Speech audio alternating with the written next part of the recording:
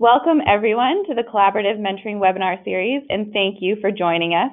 Today we'll be talking about youth-initiated mentoring and how to employ this strategy with the young people you work with. I'm Jennifer Burgoyne, Program Manager here at Mentor, the National Mentoring Partnership, and I'll be facilitating today's conversation. So let's get started. This webinar is part of the Collaborative Mentoring webinar series, which is funded by the Office of Juvenile Justice and Delinquency Prevention through the National Mentoring Resource Center and facilitated in partnership with Mentor. These webinars would not be possible without the planning team, which includes the incredible affiliates shown on this slide. And today's webinar was coordinated and led by Hannah Granfield from the Governor's Prevention Partnership in Connecticut. In addition to this webinar series, the NMRC provides many resources for mentoring practitioners. At the end of this webinar, we'll provide more details about how you can access this free support. Before we get started, I wanted to share some housekeeping information. In 1 week, you'll receive an email with information about how to download a copy of these slides and view the webinar recording. You can also access this information directly by going to Mentor's Collaborative Mentoring Webinar Series website in the next week. And if you Google Collaborative Mentoring Webinar Series, it should pop right up for you. And to continually improve this series, we're looking for your input. A short survey will pop up as you exit the webinar. We ask that you take just about 3 minutes to give us your feedback. I can tell you our team reviews that feedback every month, and we use it to continually improve the series, so we really appreciate it. And we want this to be a participatory experience, so please use that question box to ask questions throughout the webinar. Desiree Robertson from the Memphis Grizzlies Foundation in Tennessee will be queuing up questions to share with panelists during the Q&A portion of the webinar. We may not get to all questions because we're expecting several hundred of you to be on the line today, but we will certainly do our best. And first, to get a sense of who's with us today, we have a few short polls. We're going to do 2 right now. The first one is, what is your experience level in the mentoring field? Are you a beginner, experienced, or an expert? And I'm going to launch that right now.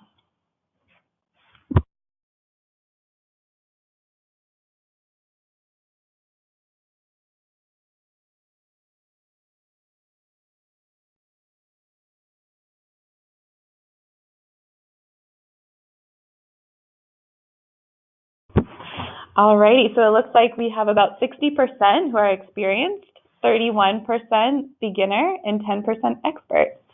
Good crew on the line. And then we have one other poll here. What is your role in the mentoring field? Are you a practitioner, a researcher, a technical assistance provider, funder, or other? Give you a moment here.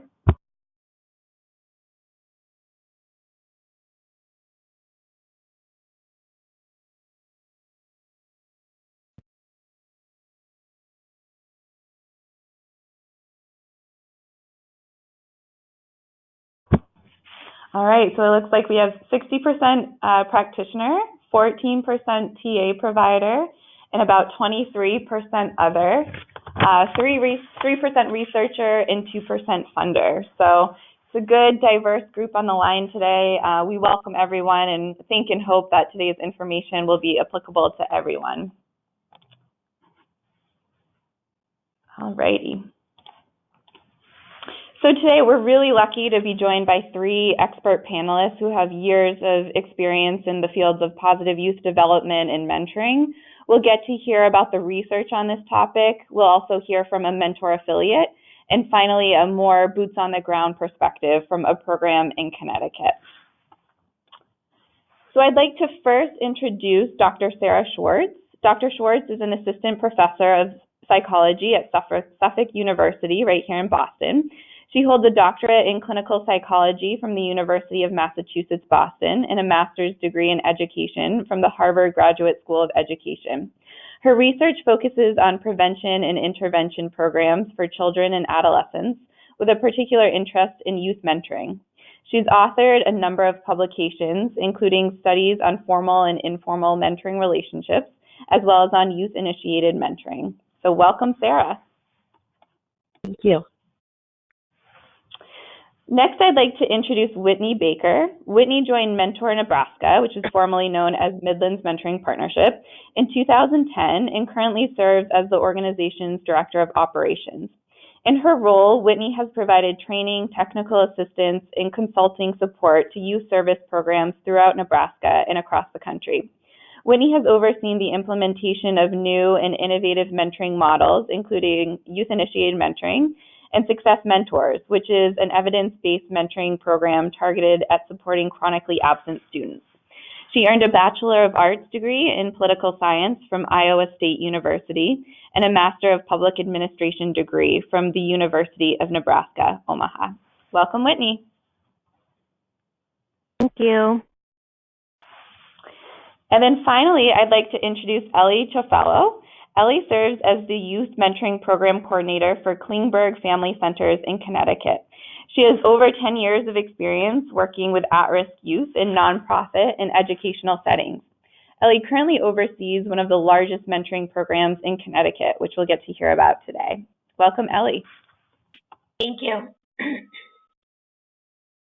Alrighty, and before we get started, I have one final poll for you today.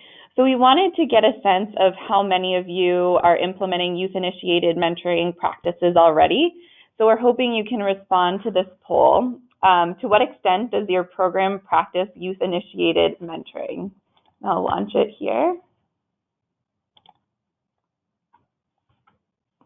A lot, you select all mentors. Somewhat, some youth select mentors, not at all. Or we are just learning about why I am now.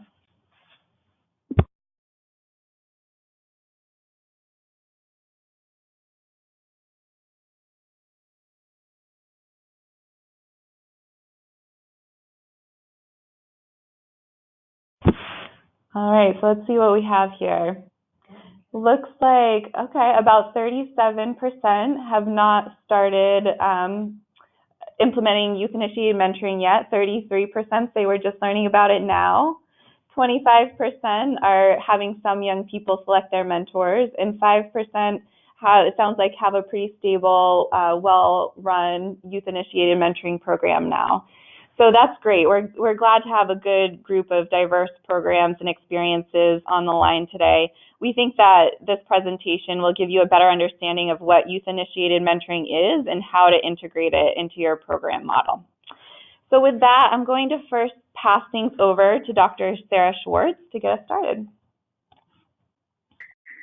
Thanks so much, and thank you all for being here today. So just to kind of take a step back and think big picture, often when we think about mentoring, we divide it into two categories. We think about natural mentoring relationships and formal mentoring relationships, and nothing in between often. And both have their strengths. We know that natural mentoring relationships tend to be more long-lasting, often more influential in the lives of young people, while formal mentoring relationships may reach young people who don't already have natural mentoring relationships. And I think in the field of mentoring, most of our efforts have traditionally focused on formal mentoring because that feels like that's where we can make a difference. That's where the intervention piece comes. But again, today our topic is really a hybrid model where we're really thinking about how we can facilitate those natural mentoring relationships. So under the YIM, Youth-Initiated Mentoring Model, rather than assigning a youth to a volunteer mentor, youth are encouraged to identify and reach out to potential mentors within their existing social network. And then the program supports the mentor and the mentee to formalize that mentoring relationship and provide the screening, the monitoring, the training that you'll hear more about, particularly from practitioners. So that's kind of big picture what youth-initiated mentoring is. In terms of why we think this might be effective, next slide, please. There's a lot of reasons, really based in theory, to think that this could be a really great way of implementing mentoring. It builds on the strengths of those natural mentoring relationships that we know make such a difference, but also provides scaffolding to support the development of those relationships, which again, usually it either happens or it doesn't, and there's not much we can do about it. There's also reason to believe, just from developmental psychology literature, that by giving young people autonomy in selecting mentors, this may increase their investment in the relationships, particularly for young people who may be less likely to trust an adult who comes into their life or have had a lot of adults kind of circulating in and out of their lives. And I think particularly for adolescents, we know that adolescents tend to be a little less likely to want to be best friends with the first adult who says, here I am, I'm here to be your friend. And we actually know from the research that traditional mentoring relationships with adolescents tend to be less close and less enduring than with younger children, like elementary school students. So right now, we're not doing as good a job of reaching adolescents. So we think that maybe turning around the model and giving them more say in who's their mentor may increase their investment and actually also increase the mentor's investment if they're being chosen by a young person rather than just assigned to someone who they have no connection to. But another piece, which I'll talk a little bit more about at the end of this presentation, is that in kind of best case scenario, by helping a young person go through the process of identifying and reaching out to someone in their existing social network, that may teach a generalizable skill to cultivate natural mentors throughout their lives, which, again, kind of using the teach a man to fish rather than give them a fish model. And more broadly, ideally, we're encouraging the development, again, of networks of supportive adults and helping young people identify natural mentors within their lives rather than just relying on that one relationship, which usually doesn't last in the long term. And actually, we know about formal mentoring that in most programs, only about half of those relationships even make it a year. And then finally, we think that youth-initiated mentoring could potentially address the shortage of volunteer mentors, which I know for many programs is the biggest challenge, how to recruit mentors. And I think what's cool about youth-initiated mentoring is not only does it potentially have young people recruiting mentors, which can be a more effective model than a billboard on the subway, or it also can reach really a different pool of mentors. And that's something that we often see, that the people who are participating in youth-initiated mentoring as mentors aren't people who would have signed up for a volunteer mentoring program, but they're doing it because they were chosen by the young person. And really, it can tap into strengths of communities in a way that kind of importing a mentor, often from a different community, may not really be accessing those strengths in the community. So again, a lot of reasons to believe this could be an effective model. So what's the research? And I'm going to try to be as brief as possible in describing the research, because my guess is it will actually be most useful for you to hear from Whitney and Ellie, who can tell you more about what it's actually like to run a program. And I should mention all the research I'm talking about. There are published articles, so I'm happy to share those articles if you want to hear about the research in more depth. So in terms of the research support, there's really a limited number of studies on youth-initiated mentoring because it's still a relatively new model. Really, still the main large-scale study we have is from the National Guard Youth Challenge Program, which is a program that serves young people ages 16 to 18 who aren't in school and aren't in the workforce. And it includes both a residential phase and then a year-long post-residential phase where youth return to their communities and are supported by a mentor. And actually, the reason why the National Guard Youth Challenge Program started using youth-initiated mentoring rather than a more traditional approach was they had youth often coming from, all around a state to their residential program, and they didn't have mentoring programs in all of those young people's communities, but they knew that if they really wanted to see young people maintaining changes they made in the residential program, that they would need to have some longer-term support and follow-up. So youth-initiated mentoring was really a way to solve that logistical problem. And so in looking at this model, what we found was, first, these relationships lasted a long time. Approximately 3/4 of the relationships were still in contact at the end of the post-residential phase, so that's 1.5 years later, and more than half of them were still in contact at a 3-year follow-up. which was 1.5 years after all formal program involvement ended. So again, compared to the duration numbers that we often see in traditional mentoring, these relationships are extremely long-lasting. What we also saw, as I noted earlier, is it really tapped into a different pool of mentors.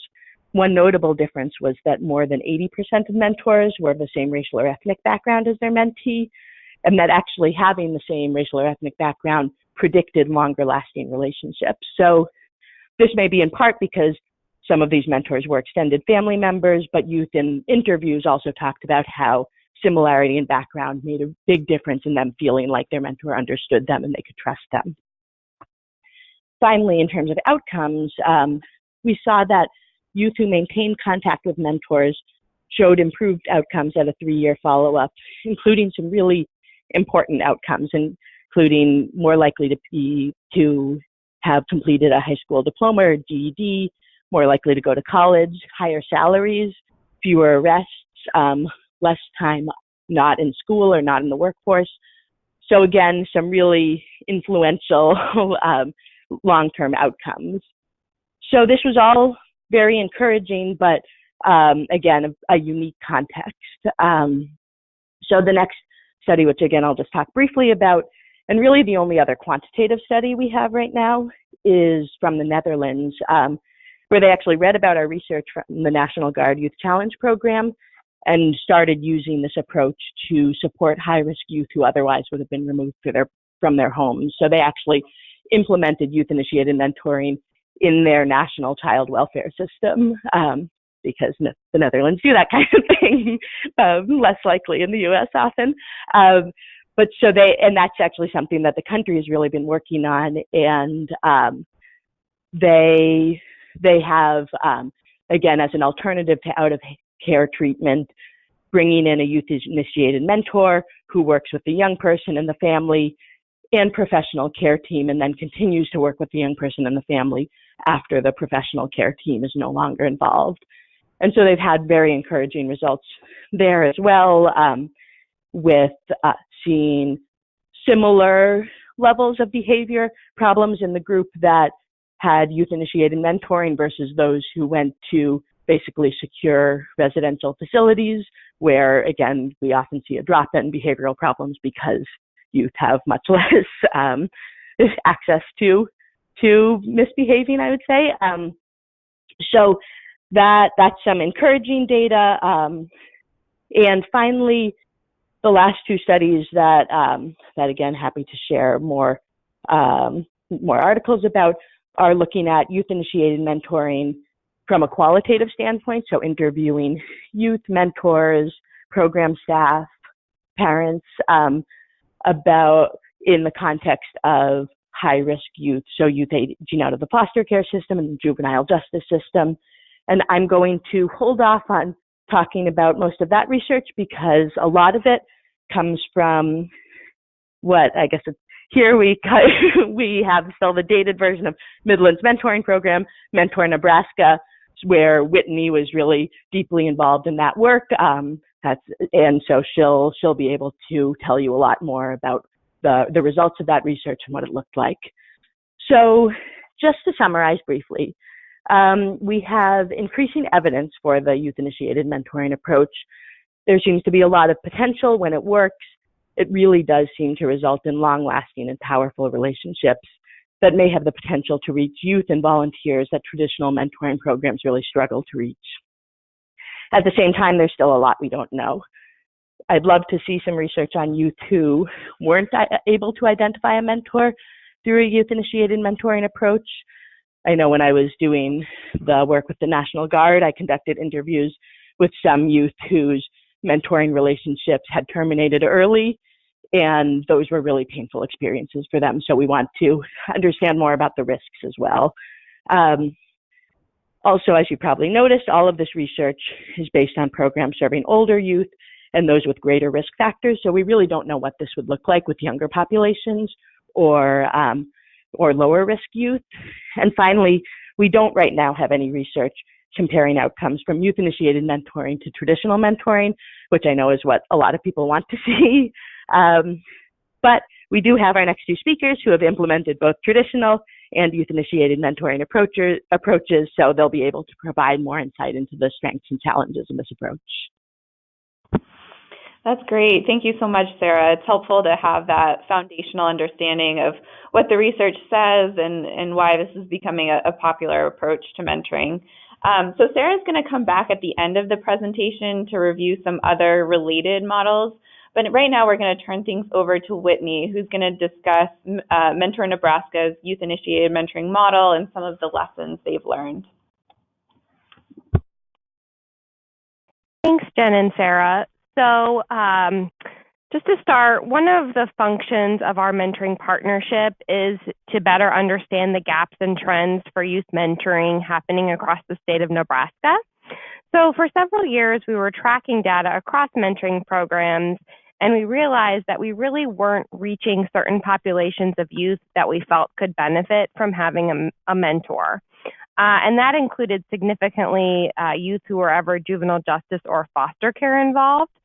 We found across all the programs that we support, less than 2% of the youth served during that time period were juvenile justice or foster care involved. And so we really sort of wanted to better understand why. And when we spoke with our program partners, we realized there are many barriers to serving these youth, some of which included age. So many traditional formal mentoring programs won't intake youth after middle school years, so it's very difficult to sort of match high school youth for the first time. Other barriers were in order for youth to receive mentoring services, youth needed to actually be a part of a larger organization that had after school programming or some other type of programming to receive that mentor. We also found a deficit of volunteer mentors who identified wanting to work with teens. Most volunteers tended to prefer working with younger youth.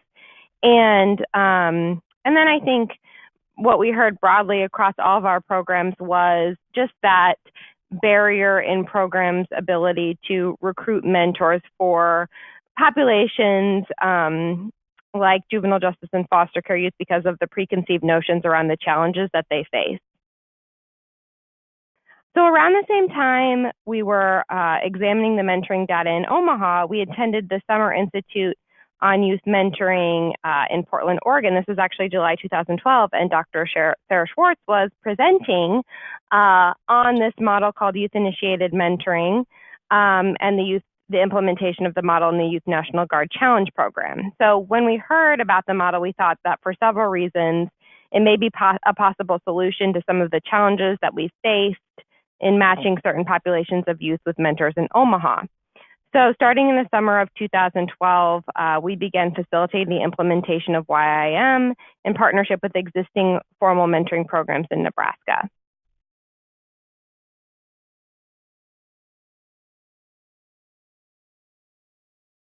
So for this program, we focus primarily on matching youth with experience in the juvenile justice system, like I said, and we receive referrals for youth at all entry points of the JJ system, including diversion, probation, and we have matched some youth residing in detention centers.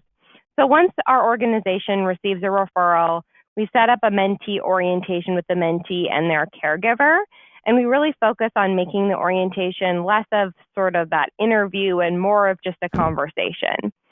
We use a process that we found to be incredibly useful in helping youth think through who their connections are. We call it social capital mapping. So using this process, we help youth identify people in their lives who they feel connected to.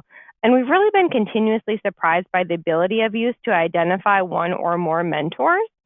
So we recognize that youth have had positive and supportive adults in their lives, but they may not have thought of them in sort of that mentoring role before. And we like them to, if possible, identify multiple mentors and really look at mentors from different places that they may have encountered or look for mentors from the different places that they've interacted with adults in their lives. So we focus on specific buckets like friends of the family, people they know if they have a part-time job, neighbors, individuals from their faith community if that's applicable, and individuals they may have encountered in school or sports sports activities, those kinds of things. So in our program, we do have some parameters around who youth can identify to be their mentor, and we're very clear about this with youth before we even begin the social capital mapping process. We do not allow youth to be mentored by a teacher, administrator, or other current paid professional in their life. There are a few exceptions to this, but normally these individuals can't serve in sort of that dual role in a person's life at the same time. And the same is for family members. So you can spend the night at your aunt's house or your cousin's house, but you can't, as a part of this program, spend the night at your mentor's house. So if a mentoring program can't control the boundaries between the mentor and mentee, and it's really, really difficult to do that in the case of family members, then we don't allow the match to move forward in a formal way. We also put some parameters around age and proximity to the mentees. If the person they identify is what we consider to be in their peer group, then it can be hard to sort of fit into that mentor role. So even though we set up these parameters, youth can sometimes still identify a person that falls into one of these categories. And when that happens, we explain why that person isn't a good fit for this program, but then we also work really hard to affirm that natural connection that youth has with that person they've identified. And so we say, you know, this person can't be a mentor to you in this program, but it's great that you see them in that role. Have you told them that you look up to them? You know, what are some other ways that you might be able to interact with them in a meaningful way and really sort of strengthen that connection? So we try to affirm those natural connections, even if they're not appropriate for this specific role. So all identified mentors and their mentees are then enrolled in a formal one-to-one community-based mentoring program that aligns with the national best practices for mentoring, the elements of effective practice. So this means the mentor must be able to commit to the 3 to 4 hours a month to spend with their mentee. They must go through a screening process. They go through a training process and orientation, and then they follow all program guidelines for communication with the organization and with the youth caregiver. So ultimately, we want to hear from the youth referred to us about what they want from youth-initiated mentoring while being respectful of their caregivers' opinions and thoughts about acceptable mentoring candidates. So we really try to brainstorm with the young person around who that mentor should be, but we always give the caregiver veto power if they don't feel comfortable with an adult that their youth has identified. So once a mentor says they're on board with a commitment, we help with the paperwork to get the match started, and then we pass that match off to one of our program partners that actually facilitates the screening and training process and provides match support long term. Our organization also covers the cost of the background checks, and we provide some financial support to mentoring programs based per match that they accept to sort of help offset the cost of providing ongoing mentoring and support. You know, mentoring isn't free. We don't want to do anything to perpetuate the idea that it is free. And so we do financially support the programs that take on these matches. Next slide.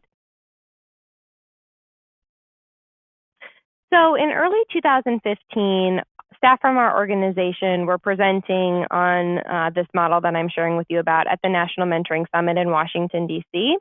And after the presentation, we were approached by researchers who are interested in studying youth-initiated mentoring through a research grant funded by the Office of Juvenile Justice and Delinquency Prevention.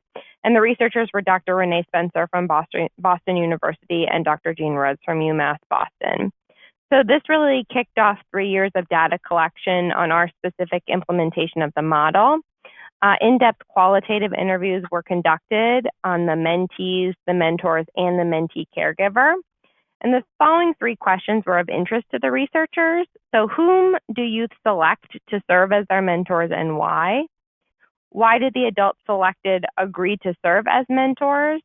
And what is the nature of the relationships that ensue? So the study found that youth-initiated mentoring is indeed a promising approach to providing formal mentoring relationships for juvenile justice-involved youth. It also illuminated the ways that youth-initiated mentoring not only influences who was selected to serve as mentors, but also how these relationships form and begin to develop. One of the first research articles of the study was published just this spring in the Journal of Adolescent Research, and I believe Dr. Schwartz already mentioned being able to provide some of those research articles, not just this one, but others on this topic. Next slide. So some of the findings from the study included, again, mentee perspectives and mentor perspectives. Some of the things we heard from mentees are posted on this slide. I won't read these bullets one by one, but generally, you'll see that mentees really liked youth-initiated mentoring. Youth-initiated mentoring really brought in that important perspective on youth voice. Youth liked having a say in who their mentor was. Generally, older youth are more excited about the potential of reconnecting with an adult that is a part of their lives already than being matched with a complete stranger. And so we really saw that come through in these interviews. Additionally, and this was mentioned already, but youth also felt more connected sort of right off the bat with their mentors. And there wasn't as much of a warming up period as there is with traditional mentoring, and when we've seen so many relationships that unfortunately close prematurely during that warming up period because of how long it can sometimes take for that mentor and mentee to feel a real connection. So we didn't find that with this model. Next slide. So some of the findings regarding the selected mentors included, mentors also benefited from this relationship. They also knew what to expect regarding the mentee and their family situation because they already had experience with the youth. And so they were sort of, when we would track them down and connect with them, they kind of had an understanding of what that situation was, which really helped, speed up the relationship development process. We also found that these mentors often came from the same quote unquote community as the mentee. So they're more likely to naturally intersect with the youth and family, maybe living in the same part of town, attending the same, church or house of worship, naturally intersecting in school or after school activities. And so the mentoring, again, relationship was able to flourish more naturally. The study found a lot of the mentors are involved in caring professions, or what we call caring professions, so teachers, social workers, case managers, coaches, those kinds of things. We also found the mentors that the youth selected are usually unlikely to volunteer to mentor, and be matched with a youth they do not know, but because they were asked by a specific youth that they already have a relationship with, they're more likely to become a formal mentor. So we felt that in some ways, we were able to dip into an untapped pool of individuals when matching youth through this model. Again, many of these adults are already natural mentors who then benefit from and appreciate the support of a structured environment like a mentoring program to interact with youth, to have that support, to have things like, as unfun to think about as insurance coverage and things like that, adults really should consider when spending time with youth, just sort of having that structure and framework. A former YIM coordinator of ours shared a story with me about the dynamic of youth and identifying particular mentors. And she had a youth who was referred to her, and she was told that this youth had experienced a lot of trauma in his life. And she was able to pick up on this when she met with him for that introductory conversation about youth-initiated mentoring. She had a very hard time getting him to talk. She could tell he didn't really feel comfortable around adults, but she was finally able to get him to identify someone to become his mentor. So she reached out to this person hoping that they would agree. And when she was put into contact with the mentor told her that the trauma that this youth had been through was the worst that she had seen in her 20 years of teaching. And that when he was her student, it took the youth about 6 months to talk to her. But she felt that once they were able to communicate openly, that she really was able to form a relationship, a trusting relationship with him.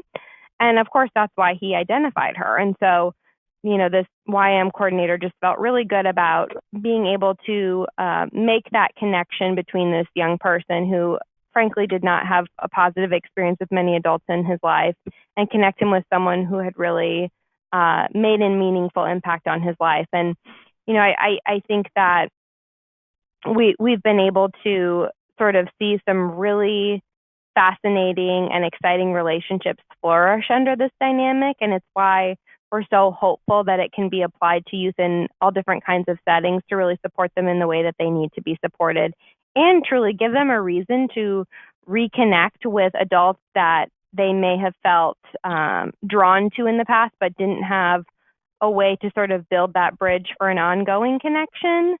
This is sort of their reason to be able to do that. So next slide. So I'll go through some challenges and lessons learned, and frankly, there have been a lot of them. We're just about to finish our 4th year of implementing this model, and along the way, we've learned so much and really realized that there is sort of a right way to do this kind of work, and we're still learning. So one of the things we learned very early on was the importance of branding this as a youth-initiated mentoring opportunity from the beginning. If youth felt that they were enrolling in sort of a general mentoring program and then they were told after enrollment that they would need to identify their own mentor, it just didn't go well. It was sort of like seen as a bait and switch. So setting this up as youth-initiated mentoring when you're presenting the concept to youth to get them interested is really critical. We also learned the need to do a certain amount of setting and managing expectations with the youth before they begin to identify potential mentors. So we take youth through many scenarios where individuals they've identified either can't be located or have to decline the mentoring opportunity for whatever reason. And we want to be protective of their feelings and not do something that could potentially create disappointment and more harm along the way. So we've learned the best way to do this is just to be really frank about setting expectations and, again, all of the reasons that people may have to decline. Also, from the mentoring program side, there's a lot of ramp up required. So this is really a pretty huge paradigm shift in the way that programs do business. I've seen youth-initiated mentoring referenced to as a way to create efficiencies in recruiting mentors. So while this is a different way to recruit mentors, we did not find it to be more efficient. So I would never refer to it as an efficiency in that regard.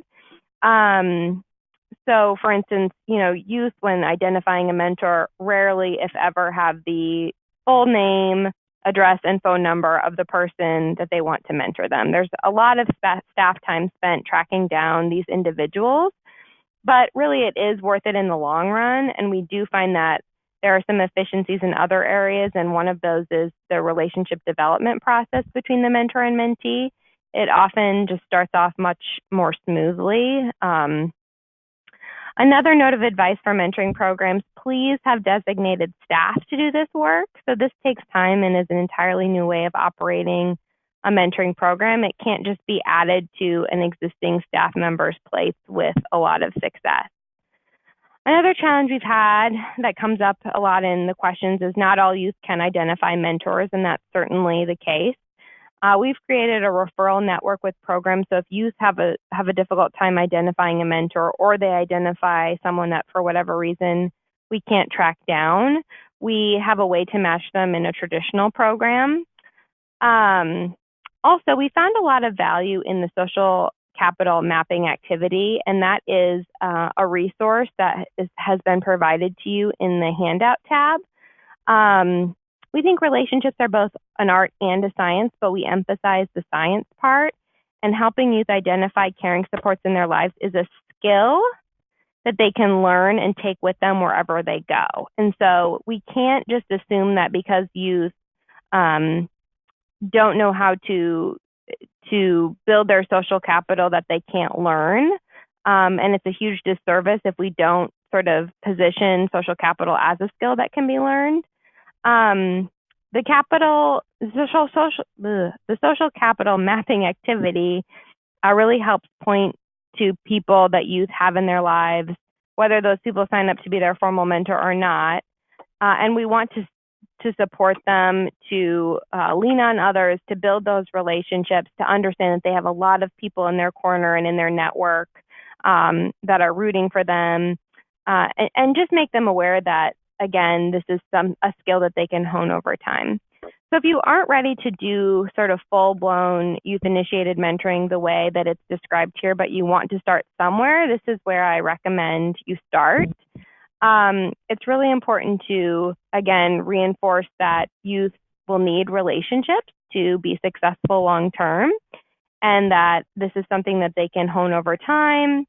I really like using this social capital map with older youth because I feel like it's a way, taking out some of the safety considerations of doing this with younger people. Youth that age are often more interested in connecting with people that they're naturally drawn to rather than connecting with complete strangers. And so thinking through who those adults are is a great way to sort of start that conversation. So again, the resource is linked. And this is a resource that was created by the National Mentoring Partnership that was modified here. But it's in Word, so it can be further modified to make your own. But this is just a great place to start in regards to thinking through some youth-initiated mentoring relationships. That's great. Thank you, Whitney. I really liked reading those quotes from the mentees that you worked with. It's really a testament to the work you're doing and pioneering, really. So if folks have any questions for Whitney or Sarah thus far, please feel free to type those into the question box, and we'll respond to as many as we're able at the end of this presentation, probably starting in about 15 minutes.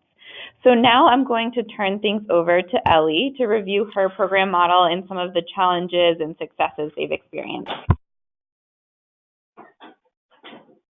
Okay, so we are out of Connecticut. Historically, we have served, we've done mentoring for about 10 years. We have served mostly youth on juvenile probation and those in the Connecticut Child Welfare System, DCF.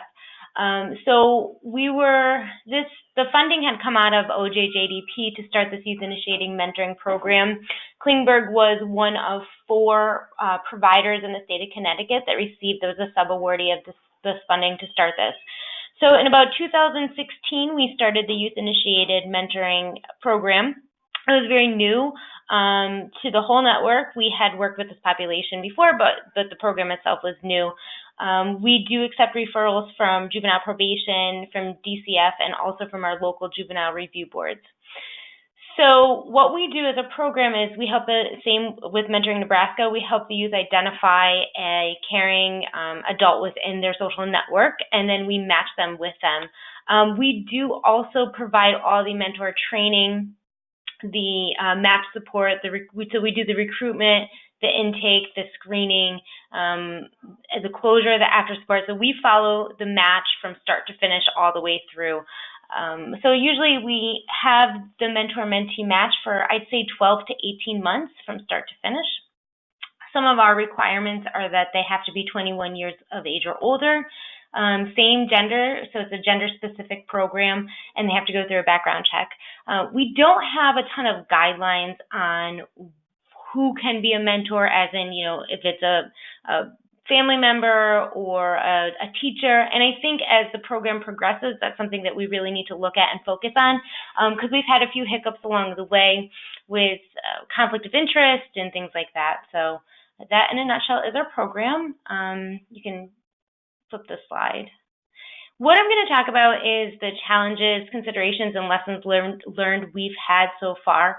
The first slide is going to go through what the challenges were, and then the second slide we'll talk about what the program did and how we're addressing these challenges.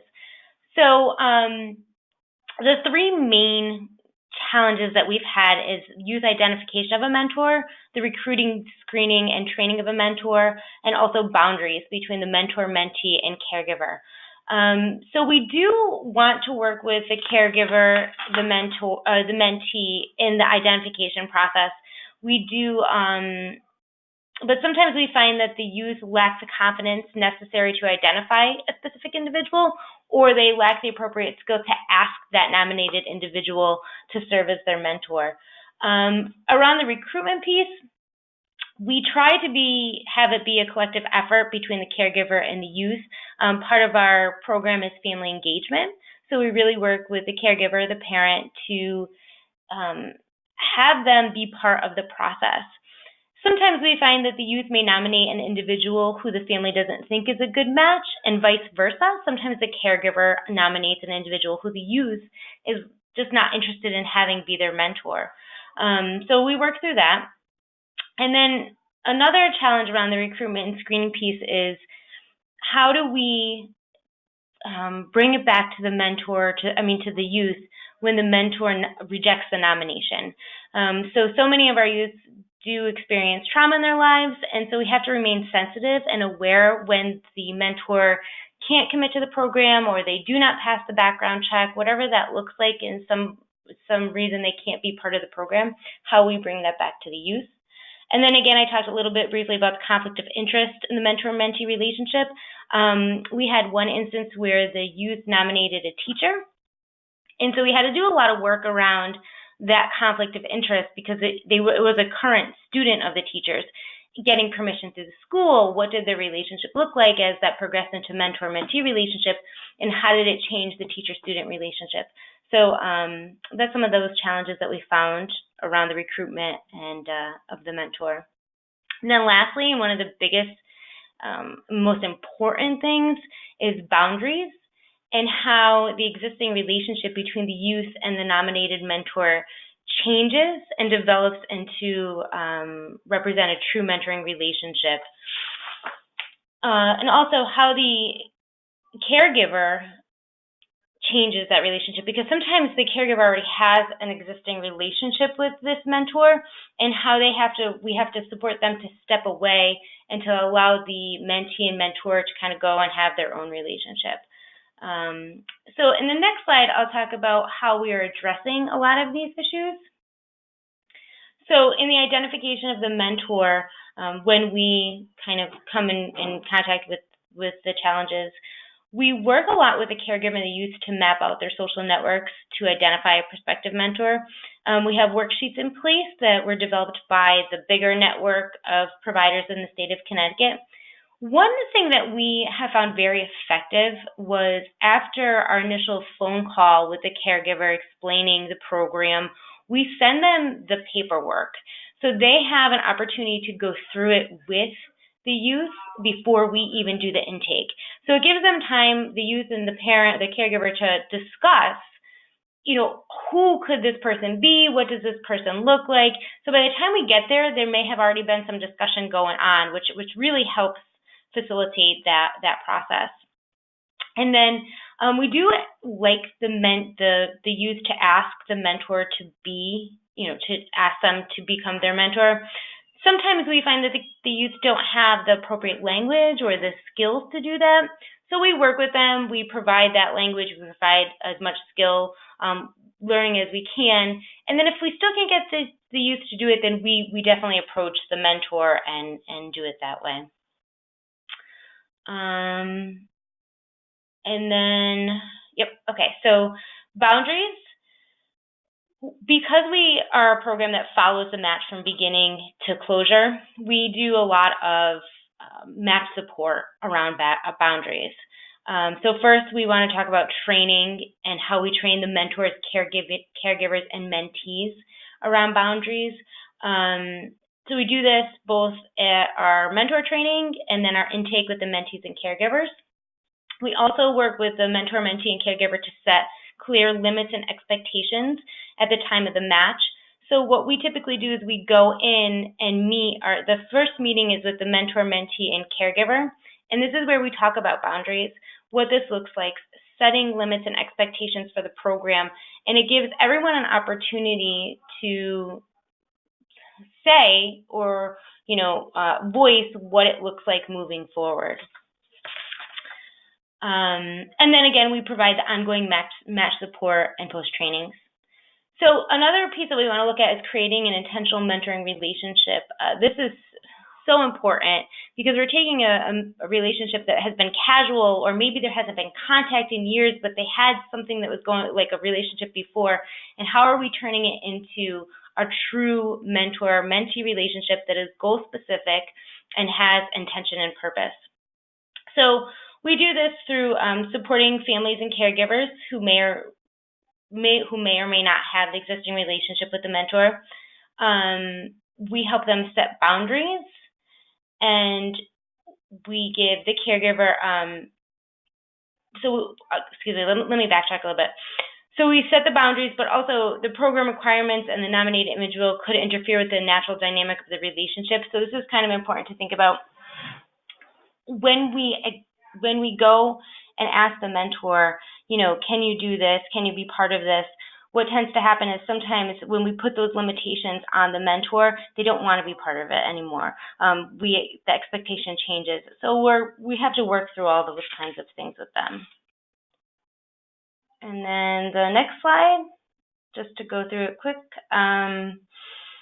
So the program helps create this relationship by responding to each mentor and mentee on an individual basis, remaining flexible and responsive to the individual needs of the match, and respecting that each relationship looks different. Each encounter between the youth and the mentor is different. And then we also do setting, evaluating, and adjusting appropriate goals at 3 months and 6 months. We use a goal sheet at the first match meeting between the program coordinator, mentor, mentee, and caregiver to establish these goals. And then we respect that sometimes these goals change, or a mentor recognizes that there are other goals to be established, and we work through those. And then we also provide adequate match support, including monthly contact with mentor, mentee, and caregiver. So this way we can help that relationship go and grow. So those are kind of some of our challenges, some of the things that we've been working on, and really helping to foster this youth-initiated mentoring program. Thank you, Ellie. I appreciate you taking an honest look at what some of those challenges and nuances have been to this work, and talking us through how you've navigated those. It's really helpful. So here, I'm going to turn things back over to Dr. Sarah Schwartz for just one last piece on some other mentoring models that are related to YIM. Great, thanks. And I love hearing about what it's actually like to run these programs, because often I'm stuck with this bird's eye view. But going back to the bird's eye view, I wanted to come back to this Venn diagram of hybrid models between formal and natural mentoring. So today we're obviously focusing on youth-initiated mentoring, what I call traditional youth-initiated mentoring. But I also wanted to speak briefly more broadly about different YIM-informed models. So again, I think as came up earlier, some of you might be planning on getting off today's webinar and starting a YIM program immediately. This may not be the right approach for all of you, and it's obviously a very heavy lift. So I think broadly, I'd love to encourage the mentoring field as a whole to really think about what we can do to encourage supportive relationships between youth and adults across that spectrum of natural to formal mentoring relationships. So while there's always a place for formal mentoring programs, I think there's also still more that we could do as a field to facilitate and strengthen natural mentoring relationships. And Whitney already talked about some of these ideas, but I'm just going to flesh out a little bit more. So I'm going to talk briefly about a couple of different models. I'm sure there's many more out there. I'd love to hear about additional ideas, whether there are things that you're already doing or ideas that are coming up as you're hearing about these different models. So one model that I wanted to mention is what we've started calling network engaged model mentoring, which is basically taking a formal mentoring model and just broadening it a little bit to have the mentor more intentionally helping the mentee think about their natural mentors as well. So that includes potentially having the mentor do some of that social capital mapping, or eco-mapping as I often call it, of the relationships in their life, and particularly thinking about termination, because again, most of these formal mentoring relationships aren't meant to last forever, that the mentor and or program staff could work with young people to just think about, when you're no longer meeting with your mentor, who are the people in your life who you can talk about without ever formalizing any of those natural mentoring relationships. So that's one model.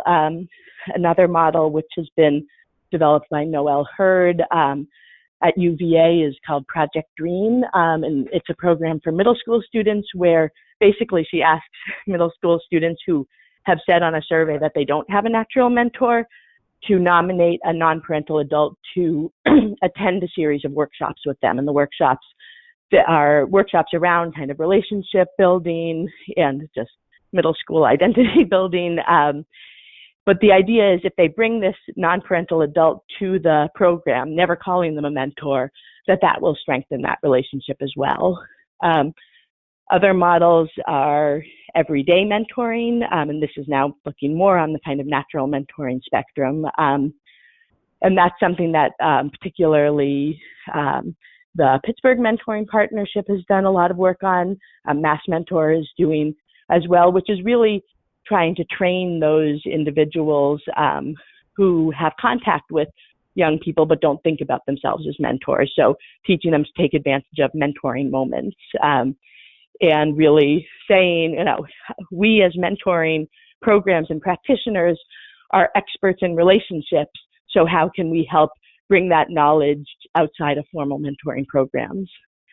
And finally, the Connected Scholars program is really a model that I developed with some colleagues based on some of the work that we had done with youth-initiated mentoring, where I was really intrigued by this process of helping young people identify and recruit mentors, but wondered would it be possible to basically just give them the skills and strategies to reach out without ever actually formalizing a mentoring relationship, as well as thinking more broadly about cultivating a circle of mentors or a circle of support rather than just a one-on-one relationship. So this is a model which again uses a lot of strategies that Whitney talked about, so that eco mapping or social capital mapping, role playing, helping young people think through the adults in their lives. And then we've also particularly developed it for young people, particularly first generation college students or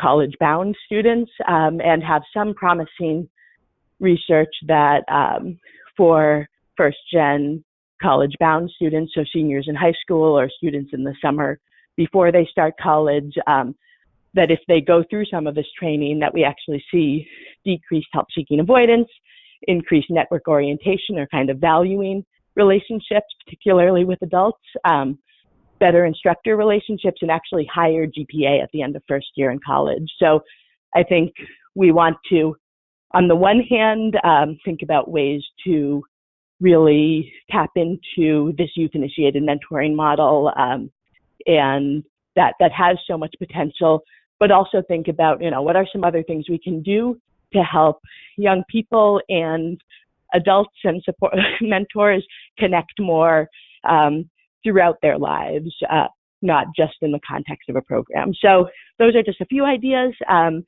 but again, hopefully there will be a lot more models popping up on this Venn diagram as we take advantage of these the different models within natural and formal mentoring.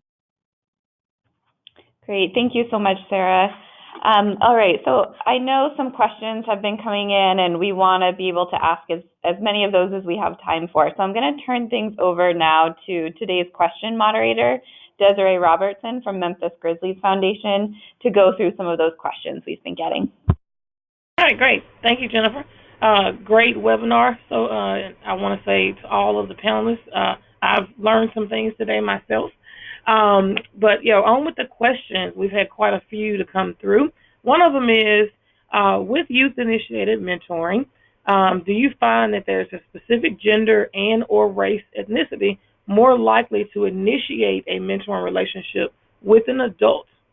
The side question of that is, does the program or model do cross-gender matches? So let me read that again. With youth-initiated mentoring, do you find that a specific gender or race or ethnicity more likely to initiate a mentoring relationship with an adult? And does your model or program do cross-gender matches? And I'll toss it out to anyone that would like to answer. This is Whitney. I'll take that, and maybe Ellie will have a different answer. But what we've found is, for whatever reason, and we've seen this I would say more in the last year than in previous years, but for whatever reason, females seem to be more effective at identifying a mentor than males. We've struggled with some of our male mentees being able to identify a mentor. Haven't seen differences across race or ethnicity. And then to answer the second part of that question, we do cross-gender matches with male mentees and female mentors with the permission of the caregiver. We try to stay away from the cross-gender matches as much as possible, but there are some cases where male mentees will identify a female mentor and we will match that youth. We do not match male mentors with female mentees. You know, I honestly can't give a great reason for that other than we just feel there are more safety concerns with a male mentor and female mentee. Whether or not that's warranted, I don't know, but that's what we've done. But if we do cross-gender matches, we do get caregiver consent. Yeah, this is Ellie. I have to agree with Whitney. We do see that the females are able to identify, again, for whatever reason, someone, you know, typically they're able to identify an adult much better than the males are. Not to say that the males can't, I think, or don't. It just takes a little bit more time and effort on the programs, you know, on the program side. We do not do cross-gender. Ours is gender-specific. I think it's just historically been that way, and we've kept it that way.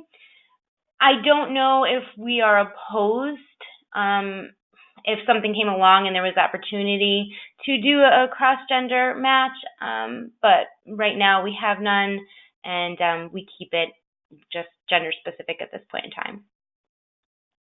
Just one more thought. This is Sarah.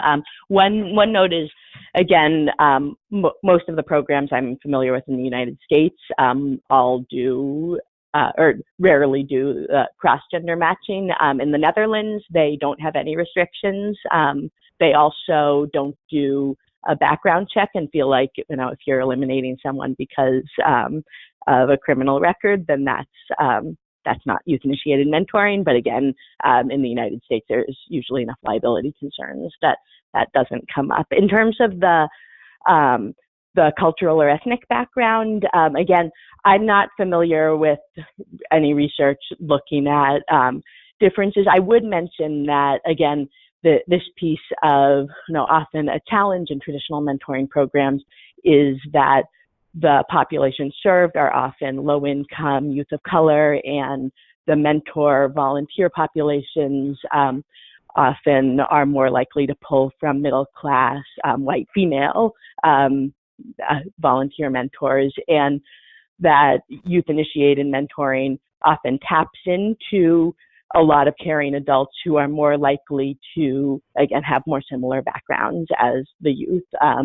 So again, that isn't to say necessarily better or worse outcomes, but that I think that is a strength of the youth-initiated mentoring model, particularly for serving youth of color. Hey, great answers, great answers. All right, got another question for you all. With the definition of YIM, specifically concerning the mentors needing to be in the young person's life already, is it possible that a youth can initiate the idea of mentoring, also choose their mentor, but not the mentor be from their community? So can they choose a mentor that's not necessarily in their immediate community?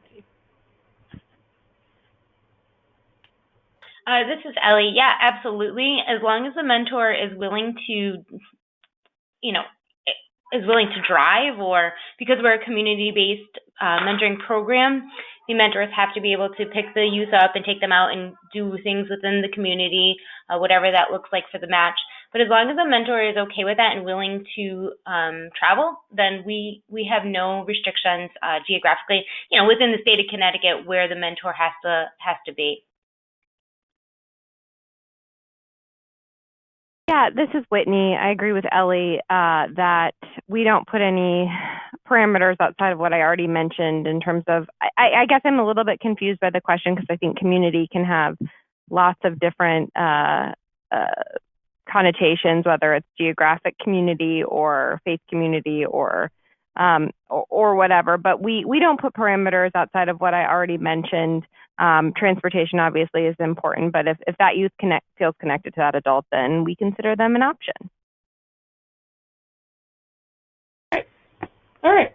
We got another question, and this might be more specifically for Sarah because I think she mentioned it earlier. But can you provide more information about scaffolding to support development or mentoring relationships?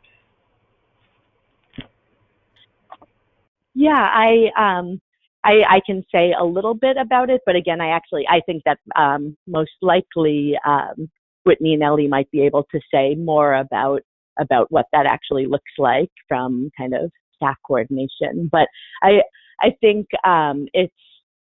the piece that Whitney mentioned of, that there is a lot of work on the front end to identify those mentors. And I do want to come back to, most young people, or I guess most young people who we're trying to reach through youth-initiated mentoring aren't going to come to you with a mentor in mind. So really doing that in-depth kind of sitting down with them, social capital mapping, thinking through like who are the different people who from these different communities, that's really important. And I know I was talking with, again, someone who does this work in the Netherlands, and they said that the more important factor in whether a young person was able to identify a mentor through youth-initiated mentoring was actually the staff person who was meeting with them than the youth themselves, that they had some staff people who, no matter how challenging it was for the young person to find someone, they would make sure that young person found someone, and others who just had a much harder time. So I think really being attentive to that process is important. And in terms of the relationship development piece, again, I think that, as was mentioned, these relationships really do kind of hit the ground running, which is great, but often the challenges may come up around boundaries or family dynamics, because these are people who often know the families as well. And I'll let Whitney and Ellie maybe speak more to that piece as well.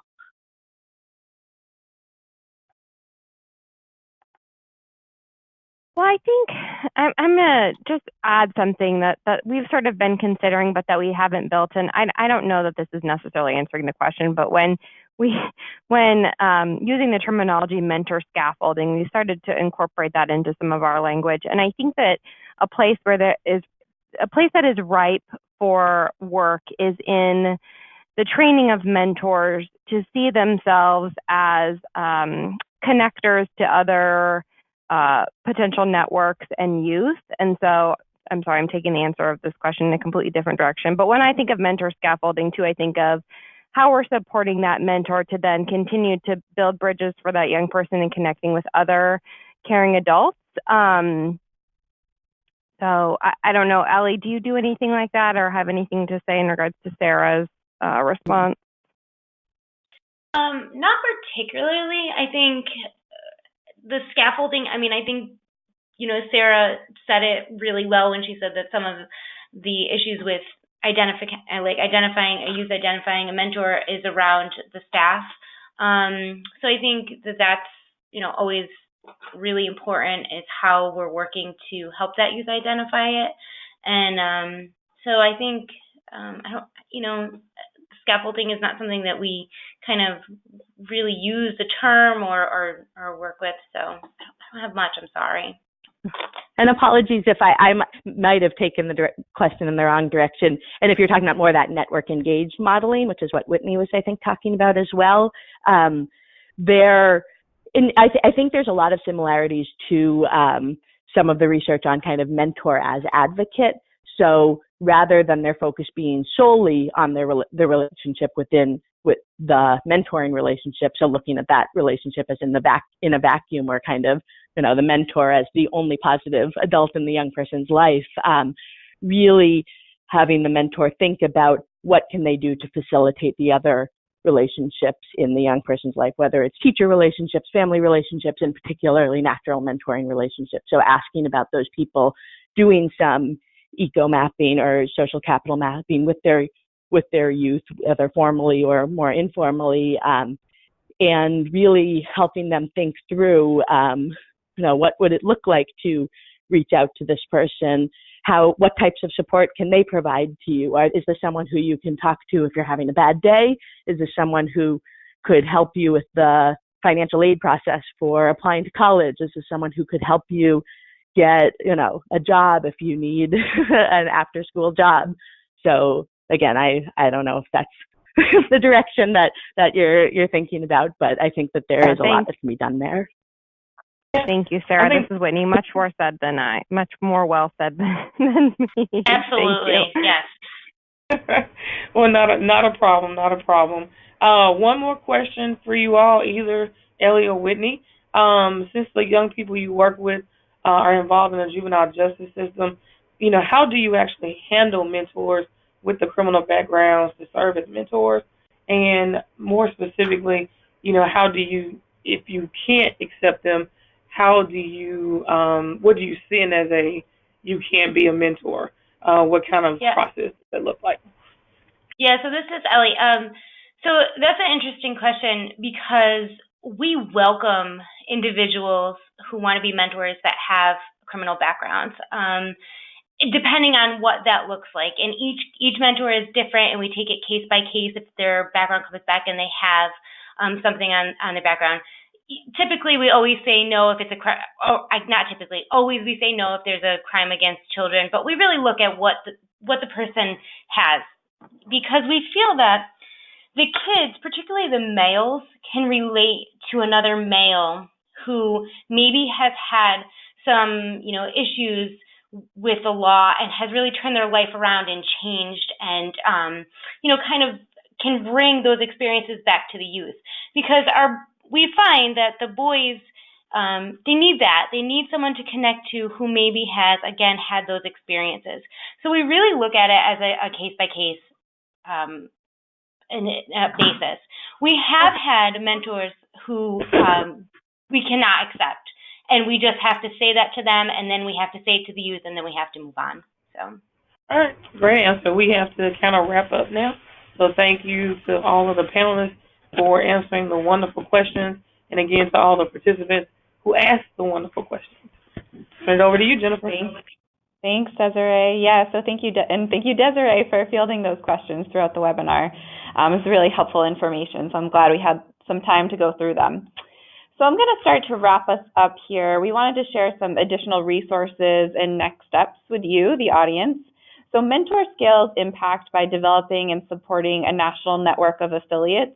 Affiliates serve a unique role as a clearinghouse for training, resources, public awareness, and advocacy on a local, statewide, or regional level.